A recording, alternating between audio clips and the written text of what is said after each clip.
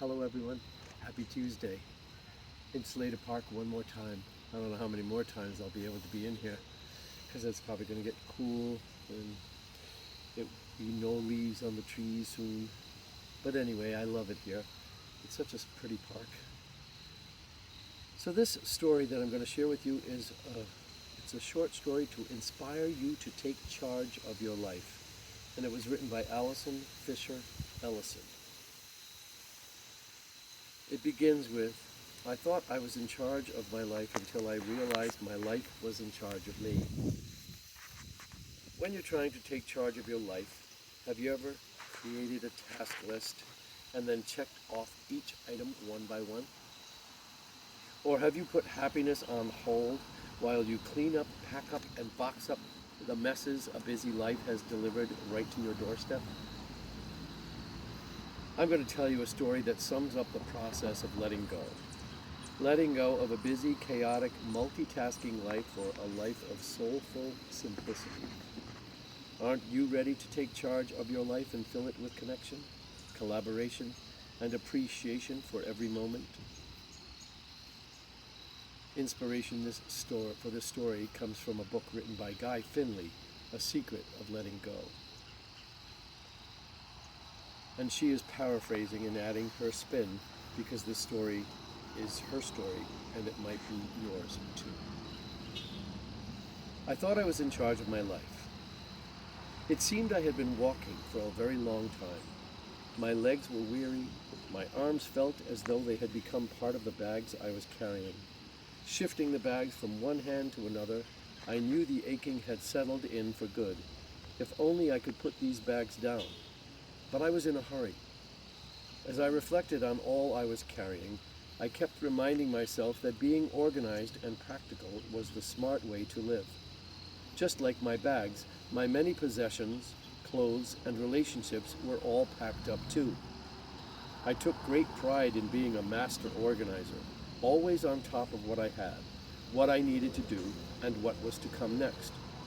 Even though my arms were weary, when I looked down at my bags, I knew that in each bag I carried only necessities.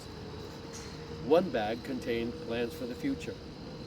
Another bag held keys to happiness and success. And yet another bag carried tools for health, excellent health. And of course, there was the bag for fixing all the past mistakes.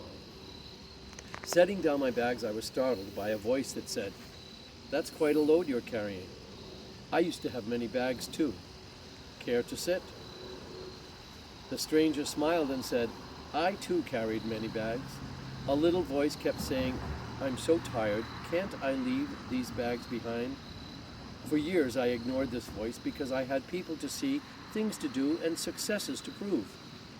The voice just kept getting louder and more insistent. So what did I do? Deciding to lighten my load, I purchased lighter luggage. Next, to lighten up even more, I upgraded my phone for a better connection and bought new clothes that didn't need ironing. I thought I was traveling so lightly, why did I still feel so tired? And why was I always counting the days until the weekend or my next vacation? One evening, feeling unusually tired and wired, I closed my eyes and drifted into a restless sleep. I dreamt of traveling without the burdens of my bags, without the burdens of my thoughts, and without the burdens of my mistakes. When I awoke, I knew it was time to listen to the voice that never stopped whispering in my ear. "You're tired. You need to fix this. Change the external circumstances, and life will be better." I was startled to realize that for all these years I never really knew why I carried all these bags. I just carried them. It wasn't until I let go of the bags that I took charge of my life. So how do we make our walk through life less stressful and more enjoyable? By letting go of the baggage that holds us back.